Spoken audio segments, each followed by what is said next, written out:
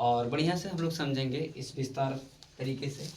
Math NCERT है ना, exercise 12.3 का ही क्वेश्चन नंबर 4 का है। क्वेश्चन क्या कहता है, पहले सुनेंगे और समझेंगे। कहता है आकृति 12.22 में छायांकित भाग का क्षेत्रफल ज्ञात कीजिए, जहाँ की भुजा 12 सेंटीमीटर वाले एक समबाहु त्रिभुज ओ ए बी शीर्ष ओ के केंद्र पर मानकर 6 डिग्री 6 सेंटीमीटर त्रिज्या वाले एक वृत्तीय चाप खींचा गया है। चलिए समझेंगे आराम से और बेल तरीका से समझेंगे, ठीक है। चलिए आज समझते हैं बढ़िया से। तो सबसे पहले डायग्राम हमारे पास दिया हुआ था ऑलरेडी।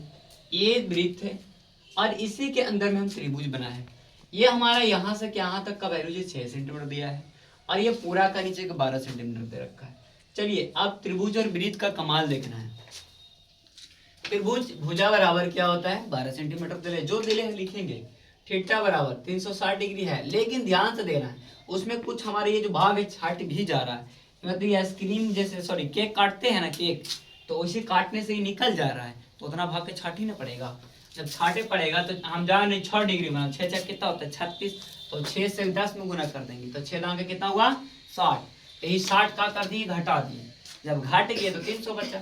तो हम लिख सकते हैं त्रिज्या, त्रिज्या को हम लिख देंगे यानी कि 6 सेंटीमीटर त्रिज्या बना देंगे। अब क्या कहता है, ध्यान से सुनिएगा, इसी को कहते हैं तू मैथ नहीं बाबू तू माथा के दर्द हवा, सब लेकिन खातिर तुम माथा के दर्द हवा।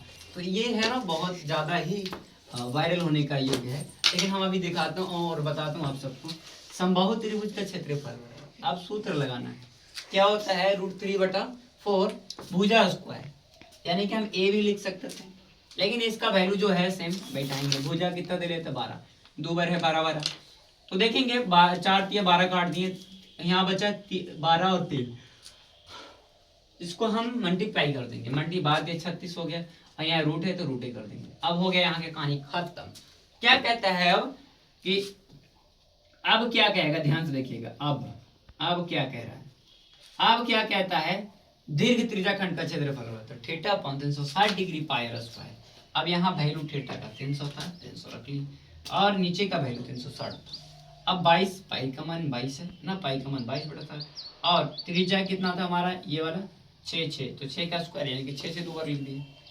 चलिए 0 से 0 और 6 से 36, 6 5 30 काट दे तो बात 5/6 हो गया और यहाँ पर 22/7 और 6 गुना 6, और ये 6 और ये 6 से कैंसिल, बचा क्या 22 5 200 सॉरी 22 5 110 होता है, तो 110 गुना ही हमारे पास ये 6 बचा, 6 गुना कर देंगे और बटा में नीचे बचेगा 7, दोनों को गुना करेंगे तो 660 हो जाएगा।